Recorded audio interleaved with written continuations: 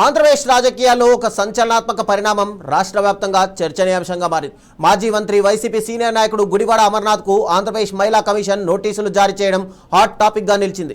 రాష్ట్ర హోంమంత్రి వంగలపూడి అనితపై గుడివాడ అమర్నాథ్ చేసిన అనుచిత వ్యాఖ్యల నేపథ్యంలో ఈ నోటీసులు జారీ అయ్యాయి. ఈ వ్యాఖ్యలను సీరియస్గా తీసుకున్న మహిళా కమిషన్ సుమోటోగా కేసు నమోదు చేసింది.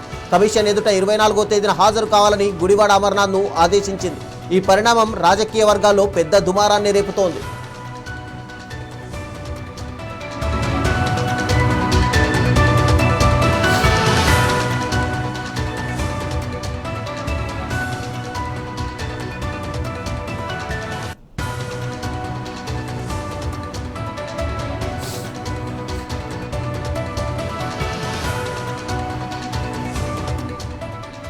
గుడివాడ అమర్నాథ్ చేసిన వ్యాఖ్యలపై మహిళా కమిషన్ సీరియస్గా ఉంది. గతంలోనూ ఆయన చేసిన వ్యాఖ్యలను పరిగణలోకి తీసుకుని కఠినంగా వ్యవహరించాలని కమిషన్ చైర్పర్సన్ రాయపాటి శైలజ నిర్ణయించారు.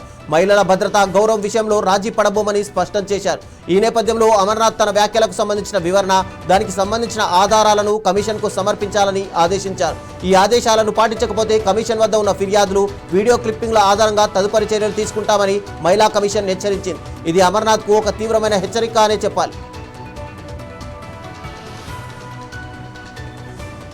కొంతమంది మాట్లాడుతూ ఉన్నారు, మనకు ఒక మేకప్ మంత్రి ఉంది,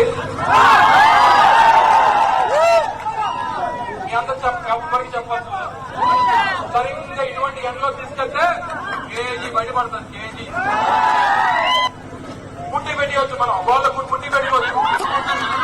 ఆవిడ మాట్లాడుతుంది ఏమంటుంది, పూర్వం మేము చదువుకున్న రోజుల్లో మేము ఉద్యోగాల కోసం ఎదురు చూసేవాళ్ళం, ఇప్పుడు ఉద్యోగాలు మన కోసం ఎదురు చూస్తున్నారు.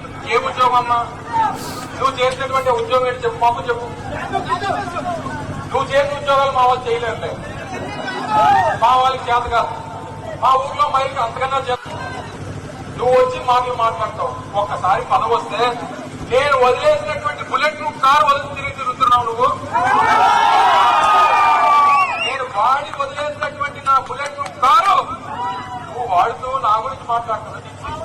ఏమైనా ఉందా అని అడుగుతావు. మరోవైపు మహిళల భద్రతకు అత్యంత ప్రాధాన్యత ఇస్తున్నామని సీఎం చంద్రబాబు నాయుడు ప్రభుత్వం అంటోంది. అధికారంలోకి వచ్చిన తర్వాత మహిళా రక్షణకు సంబంధించి పలు కీలక నిర్ణయాలు తీసుకున్నారు. ఈ నేపథ్యంలో ప్రతిపక్ష నాయకుడు ఒక మహిళా హోంమంత్రిపై అనుచిత వ్యాఖ్యలు చేయడం తీవ్రంగా పరిగణించబడుతోంది. ఇది ఒక వ్యక్తికి సంబంధించిన అంశంగా కాకుండా మహిళల గౌరవానికి సంబంధించిన విషయంగా మారింది. ఈ విషయంలో మహిళా కమిషన్ చైర్పర్సన్ రాయపాటి శైలజ రాజీ పడకుండా కఠినంగా వ్యవహరిస్తున్నారు. దీన్ని సమాజంలో మహిళల పట్ల గౌరవాన్ని పెంపొందించడానికి ఉద్దేశించిన చర్యగా ప్రభుత్వం భావిస్తోంది.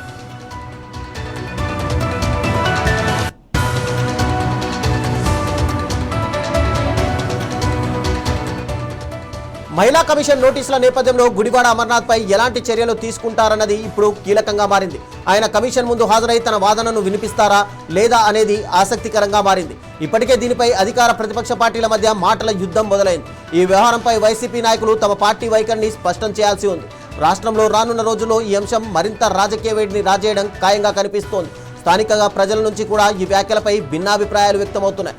మహిళల పట్ల అనుచిత వ్యాఖ్యలు చేయడం పట్ల కొందరు తీవ్ర అభ్యంతరం వ్యక్తం చేస్తున్నారు.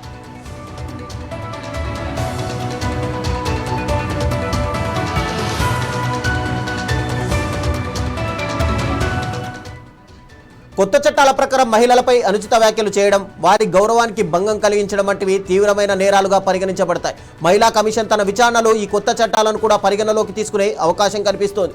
గుడివాడ అమర్నాథ్కు గతంలోనూ వివాదాస్పద వ్యాఖ్యలు చేసిన చరిత్ర ఉంది. ఈ నోటీసులు ఆయన రాజకీయ భవిష్యత్తుపై ప్రభావం చూపే అవకాశం ఉందని విశ్లేషకులు భావిస్తున్నారు. ఈ కేసు ఎలాంటి తీర్పునకు దారితీస్తుంది అనేది వెయిట్ చేసి చూడాలి.